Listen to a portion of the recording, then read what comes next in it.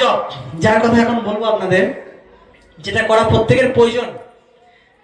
আমিষ খান, নিরামিষ খান, রাতে করবেন না দিনে করবেন। অনেকে বলে আমি অশৌচ অবস্থায়, মেয়েদের মাসিক ধর্ম অবস্থায় বিছানায় বসে কি এই জপমালা করতে পারবো? অনেকের অনেক প্রশ্ন আছে।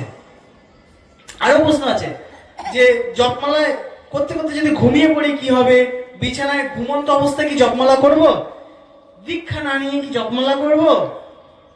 তারপরে আরো প্রশ্ন যে জপ কি শুয়ে শুয়ে করা যায়? সমস্ত প্রশ্নের উত্তর দিয়ে আমি এবার পাঠ শেষ করব। শুনুন, জপমালা যখন আপনারা শুরু করবেন, আবার বলছি, যদি এখন যে মন্ত্রগুলো বলবো, ধরুন এখানে তো সবার মনে নাই থাকতে পারে, আপনারা আমার ইউটিউব চ্যানেল দেখে নেবেন। এই যে ভিডিওটা করছি, এই ভিডিও ইউটিউব চ্যানেলে পোস্ট করা হবে এবং যে মন্ত্রগুলো বলছি ওখান থেকে শুনে বাড়িতে খাতা কলমে আবার লিখেও নিতে পারবেন। ঠিক আছে? ভেবেছিলাম ব্যানার আনবো, কিন্তু সময় হয়ে ওঠেনি। আর এখান থেকে বারবার ফোন যাচ্ছে, আর কিছু আনতে পারিনি। তো যাই হোক, মন্ত্র বলছি শুনুন। যখন জপ শুরু করবেন, শুরু করার সময় প্রথম এই মন্ত্রটা পঞ্চতত্ত্বের মন্ত্র 3 বার বলতে হয়। আর যদি সময় কম থাকে 1 বার বলবেন। এই নয় যে আপনাদের ঘাড়ে আমি চাপিয়ে দিলাম সারাদিন বসে নাম জপ করবেন, না। বাড়ির কাজ করুন, বাড়ির কাজ সেরে নাম জপ করবেন। 1 মালা হলেও করুন। 1 মালা করতে 5 মিনিট সময় লাগে। 24 ঘন্টার মধ্যে যদি 5টা মিনিট ভগবানকে যদি না দেন, কি বললাম, এই কলিযুগে খুব, আমি জানি এখানে সবার সময়ও অল্প, আবার আমাদের আয়ু অল্প। তার জন্য তো শর্ট প্রসেস চৈতন্য মহাপ্রভু দিয়ে গেছে, সে তার মধ্যে শর্ট প্রসেস আমি আপনাদের দিচ্ছি। শুনুন, এই পঞ্চতত্ত্ব যে মন্ত্র, অর্থাৎ পঞ্চতত্ত্বকে 5 জন, তাদেরকে স্মরণ করা হয়। কি বলা হয়? জয় শ্রীকৃষ্ণ চৈতন্য প্রভু নিত্যানন্দ শ্রী অদ্বৈত গদাধর শিবাসাদি গৌর ভক্ত বৃন্দ। এই 5 জনকে প্রণাম জানিয়ে আমরা কি করি? জপমালা শুরু করি। আপনি নিয়ম 3 বার, যদি না পারেন তখন 1 বার হলেও করে তারপরে জপ শুরু করবেন। বুঝতে পেরেছেন মায়েরা, বাবারা? বুঝতে পেরেছেন তো? তো এই যে আবার অনেকে জপমালা করতে করতে অন্য আরেকজনের সঙ্গে কথা বলে, তাতে কিন্তু নাম অপরাধ হয়ে যায়। তো সেই অপরাধ যাতে না হয়, তার থেকেও শাস্ত্রে প্রত্যেকটা জিনিসের ভুল ত্রুটি তো আমরা করি। আমরা তো সবাই, আপনারা সবাই ভগবানের কাছে সন্তান রূপী, তাই না? আর সন্তান হয়েছে মানে আমরা ভুল হতেই পারে। তো ভুল হলে তো ভগবান ক্ষমা করবে, সে তো আমাদের পিতা, আবার আমাদের মাতা। তো তার জন্য সে এই মন্ত্রটা দিয়েছে। এই পঞ্চতত্ত্বের মন্ত্র যখনই আপনি জপ করতে করতে যদি কারোর সঙ্গে কথা বলে ফেলেন, নাম অপরাধ হয়ে যায়। সেই নাম অপরাধ থেকে বাঁচার জন্য পঞ্চতত্ত্বকে আবার স্মরণ করবেন। করলে কি হবে? তাদের কাছে এটা ক্ষমা প্রার্থনা গেল আমাদের তরফ থেকে। বুঝতে পেরেছেন? আর এই হরে কৃষ্ণ মহামন্ত্র কি বলবেন মায়েরা? একবার আমার সঙ্গে বলুন, হরে কৃষ্ণ হরে কৃষ্ণ কৃষ্ণ কৃষ্ণ হরে হরে হরে রাম হরে রাম রাম রাম হরে হরে। এই যে আপনারা কথাটা বললেন, এই কথা কোথা থেকে নেওয়া হয়েছে জানেন? শুনুন কোথা থেকে নেওয়া হয়েছে। শ্রুতি শাস্ত্রে উল্লেখিত কৃষ্ণ যজুর্বেদে অন্তর্ভুক্ত কলিশন উপনিষদে এই কথা রাধাতন্ত্রে উল্লেখ রয়েছে।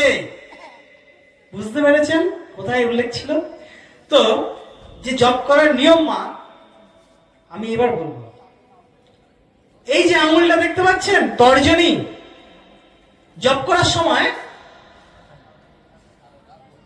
আপনারা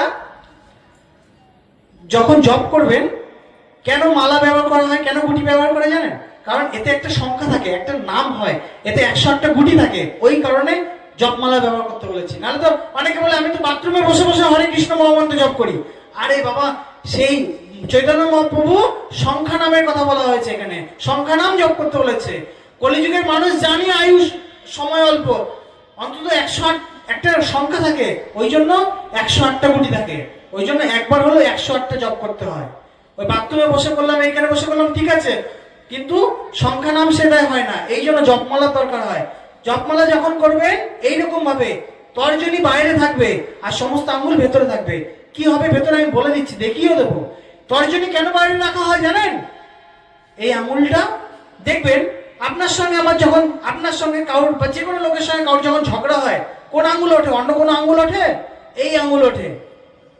এই আঙ্গুলের থেকে যে শক্তি নির্গিত হয়, তরঙ্গ নির্গিত হয়, তা বিষের মতো কাজ করে। ওই বিষের মতো কাজ করার জন্য এই আঙ্গুলকে জপমালা থেকে বাইরে রাখা হয়েছে। বুঝতে পেরেছেন মায়েরা?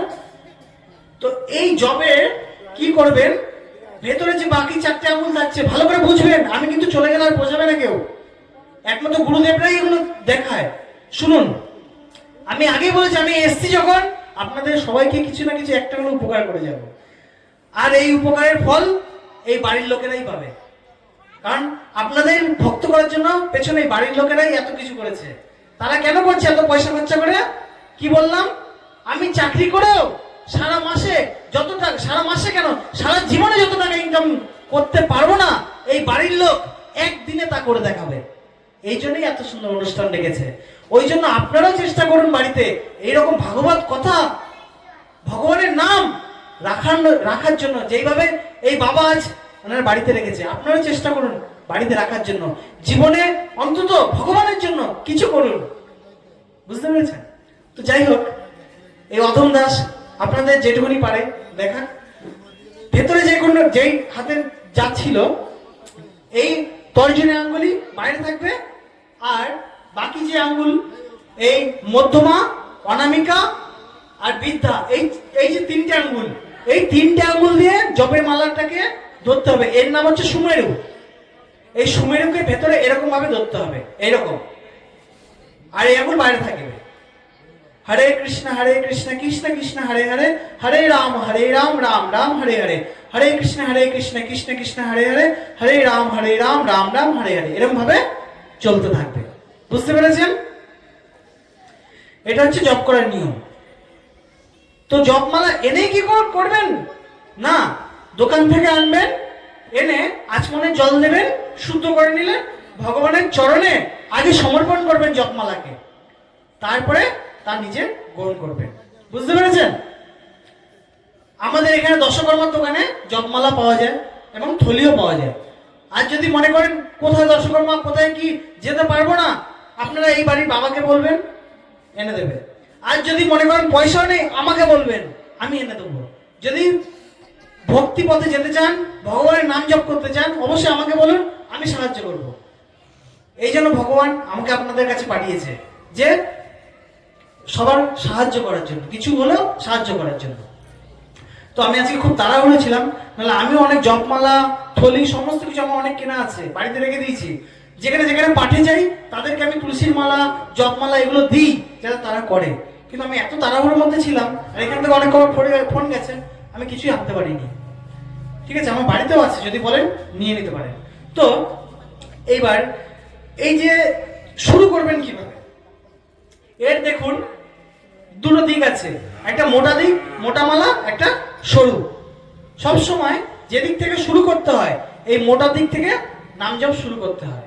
মোটা দিক থেকে করতে করতে করতে করতে করতে করতে সরুতে আসবেন, যেই হয়ে গেল আবার সরু দিক থেকে উল্টো দিকে আবার এইরকম ঘুরিয়ে এইরকম গিয়ে আবার মোটা দিকে আসবেন। অর্থাৎ এই যে সুমেরু, সুমেরুকে লঙ্ঘন করতে নেই, মনে থাকবে। এইবার এই যে জপমালার সঙ্গে এই যে দেখতে পাচ্ছেন একটা মালা, এটাকে কি বলা হয়? এটাকে বলা হয় সাক্ষী। এই সাক্ষী মালাতে টোটাল 20খানা গুটি থাকে। এই একদিকে থাকে 16খানা গুটি, আর আরেকদিকে 4খানা। আপনার যখন এই 108টা মালা একবার সম্পূর্ণ হবে, তখন আপনার এই সাক্ষী মালার 1খানা গুটি ওপরের দিকে উঠবে। আর এখানে যখন 16খানা গুটি আপনার ওপরের দিকে উঠবে, তখন এই ছোটটার যেটা 4টে আছে, সেখান থেকে 1খানা ওপরের দিকে উঠবে।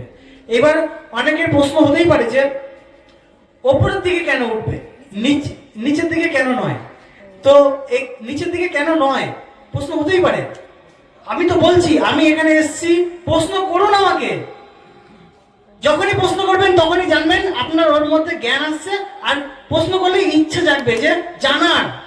আর যদি প্রশ্ন না করেন তাহলে সবাই ঝিমিয়ে পড়বেন আর মনোযোগ থাকবে না।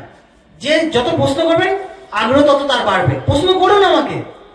তো এই যে ওপরের দিকে যাচ্ছে, আমি তো আপনাদের বলছি যে কেন ওপরের দিকে কেন যাচ্ছে, না কৃষ্ণ ভক্তি তার ওপরের দিকে উঠবে, ওই কারণে যাচ্ছে। বুঝতে পেরেছেন? আর পঞ্চতত্ত্বকে কেন স্মরণ করছেন জিজ্ঞাসা করুন। ওই যে আরে আমি যদি বলি তাহলে কি করে হবে, আপনারা জিজ্ঞাসা করুন যে পঞ্চতত্ত্বকে কেন স্মরণ করতে বলছেন, পঞ্চতত্ত্বের কথা কেন বলছেন, আমাকে বলুন। কারণ নাম জপ করার সময় যদি কোনো অপরাধ হয়, তার জন্য তো অনেক ভুল ত্রুটি হয়। যে কোনো কাজ করলে আমাদের ভুল হবেই মা, তো এটাও তো একটা কাজ, ভুল হতেই পারে। তো এই যে নাম অপরাধ বা যে কোনো যদি ভুল হয়, সেগুলো থেকে যাতে আমরা মুক্ত হতে পারবো, এই জন্য স্মরণ করি। এতে কি হবে, যদি পঞ্চতত্ত্বের কৃপা তারা আমাদের অপরাধগুলোকে মুক্ত করবেন, এর ফলে অপরাধ শূন্য হয়ে হরির নাম জপ করতে পারলে জপের যে পুণ্য ফল আর যে পুণ্য কৃপা, এই জপ করলে এর পুণ্য ফল পাওয়া যায় এবং এর পুণ্য কৃপা পাওয়া যায়, তা সম্পূর্ণটা প্রাপ্ত হবে। বুঝতে পেরেছেন কেন এবার পঞ্চতত্ত্বকে আমরা স্মরণ করি? অনেকের প্রশ্ন এবার হতেই পারে যে কারা জপ করতে পারবে, কারা জপ করতে পারবে না। অনেকে বলে বিছানায় বসে অশৌচ অবস্থায় এবং নারীরা ঋতুমতী অবস্থায় অপবিত্র স্থানে কি জপ করতে পারবো, এইরকম অনেকের প্রশ্ন আছে। সেই প্রশ্নের উত্তর আমি বলছি, শুনুন। সকল মানুষই ইহা জপ করতে পারবে। যে আমিষ খায় সেও জপ করতে পারবে, যে নিরামিষ খায় সেও জপ করতে পারবে। অনেকে বলছে আরে আমার বাবা মা তো আমাকে, আমি আমিষ খাচ্ছি অথচ আমার বাবা মা তো আমাকে আটকে দিচ্ছে, বলছে না জপ করতে পারবি না। আরে আপনার বাবা মা কি আটকাচ্ছে? আপনার বাবা মা কে? আপনার বাবা মার বাবা মা হচ্ছে ভগবান। তো এই জগতে শুধু আপনার বাবার বাবা মা ভগবান নয়, এই জগতে সবার, এখানে যতজন আছে সবার বাবা মা চৈতন্য মহাপ্রভু ভগবান শ্রীকৃষ্ণ। তিনি সেই চৈতন্য মহাপ্রভু সকলকে অনুমতি প্রদান করেছে। এখানে কেউ বলেনি যে ব্রাহ্মণ করবে, শূদ্র করবে না, বড়লোক করবে না, গরিব করবে, বা যে আমিষ খায় সে করবে না, যে নিরামিষ খায় সে করবে, এইরকম কিন্তু চৈতন্য মহাপ্রভু বলেনি। এই জগতের যে পিতা, আপনার পিতা যদি আপনাকে বারণ করে সেটা আপনার জন্য, কিন্তু সারা জগৎ বিশ্ব ব্রহ্মাণ্ডের যে পিতা সেই চৈতন্য মহাপ্রভু সবাইকে বলেছে জপ করতে পারবে। বুঝতে পেরেছেন প্রশ্ন? আর কি বলেছে, এই জপের জন্য কিন্তু কোনো বয়সের দরকার হয় না। যখন থেকে শিশু কথা বলা শিখবে তখন থেকে এই জপ করতে পারবে সে। এবং মেয়েরা যদি ঋতুমতী অবস্থায় বাড়িতে থাকে এবং বাড়িতে যদি অশৌচ অবস্থা লেগে থাকে, অশৌচ অবস্থা মানে বুঝতে পারছেন তো, মরা বাড়ি, আতুর বাড়ি যেগুলোকে বলা হয় অশৌচ অবস্থা, সেই অবস্থাতেও নাম জপ করতে পারবে। জন্ম মৃত্যু হলেও ওই বাড়িতে যে রকম কন্ডিশনই হোক না কেন হরির নাম জপ করতে পারবে, চৈতন্য মহাপ্রভুর আদেশ। এবং বিছানায় করতে পারবে, হ্যাঁ করতে পারবে। যত শুদ্ধভাবে করবেন তত আপনার কি ভগবানের কি পাবেন। এবার আপনি বলুন, বিছানায় করবেন না বাথরুমে করবেন, আপনার ব্যাপার। যত আপনি শুদ্ধভাবে করবেন তত আপনি ভগবানের কৃপা পাবেন। বুঝতে পেরেছেন কেন বললাম? কারণ ভগবানের নাম সর্বদা পরম পবিত্র হয়। আপনি এই মনে করেন না যে আমি বাথরুমে বসে জপ করছি বলে তা অপবিত্র হয়ে যাবে। ভগবানের নাম কোনোদিনও অপবিত্র হয় না, সে সদাই পবিত্র। তা সেই জন্য আপনি যেখানেই বসে জপ করুন না কেন, কি বললাম, আপনি পবিত্র স্থানে জপ করলে তার পূর্ণ কৃপা পাবেন, অপবিত্র স্থানে জপ করলে কি পাবেন বুঝুন। কিন্তু জপ আপনি সব জায়গায় করতে পারবেন। দশবিধ নামও অপরাধ আছে, যেমন ওয়াশরুমে যদি আপনি এইসব নামের মালা, জপমালা যদি নিয়ে যান তাতে নাম অপরাধ হয়। এই জপের মালা যদি আপনি মেঝেতে কোথাও ফেলে দেন সেখানেও নাম অপরাধ হয়। এরকম অপরাধ আছে, এইগুলো থেকে একটু বাঁচবেন। অনেকে আবার বলে, প্রশ্ন শেষ হয় না, অনেকে আবার বলে যে দিনে জপ করতে পারবো না রাতে জপ করতে পারবো, আমিষ খেলে কি জপ করতে পারবো, এরকম বিভিন্ন প্রশ্ন থাকে। হ্যাঁ, দিনে রাতে সবসময় জপ করা যায়, কিন্তু একটা জিনিস জানবেন, রাতে জপ করলে কি হয় আর দিনে জপ করলে কি হয়? রাতে জপ করলে অনেক শাস্ত্রে রাতে তামসিক গুণ রাজসিক গুণটা একটু প্রভাব বেশি হয়ে যায়, ওই জন্য রাতে জপ করতে একটু নিষেধ করছে। নিষেধ করছে না মানে আপনাকে বলছে যে আপনি পূর্ণ ফল পাবেন যদি দিনে তার থেকেও যদি বেশি জপ করতে পারেন ব্রহ্ম মুহূর্তে ভালো ফল পাবেন। রাতে এই কারণে বারণ করছি, রাতে করলে কি তামসিক গুণ রাজসিক গুণ আপনাকে কি করবে, অলস করে ফেলবে।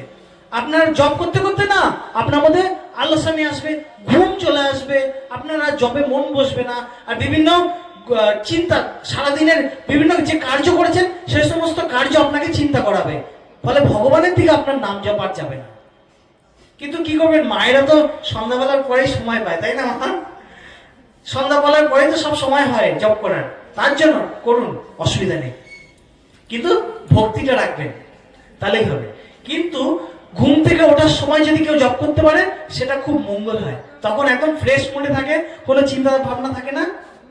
ব্রহ্ম মুহূর্ত যদি হাতে সময় না থাকে ভগবানের জন্য অন্তত 5 মিনিট আগে উঠুন। আমি যেখানে এখন শীতকালে 5টা 6টার সময় উঠি, অন্তত ভগবানের জন্য একটু 10 মিনিট আগে উঠে আমি তাতেই নাম জপটা করি, তারপরে এবার বাসে আসি সব কাজ করি। বুঝতে পেরেছেন? তাহলে দেখুন, নাম জপে মাধ্যমে ভগবানের পূর্ণ কৃপা প্রাপ্ত হয়। তো আর বেশি কথা বলে বাড়াবো না, রাত হতে চললো তো।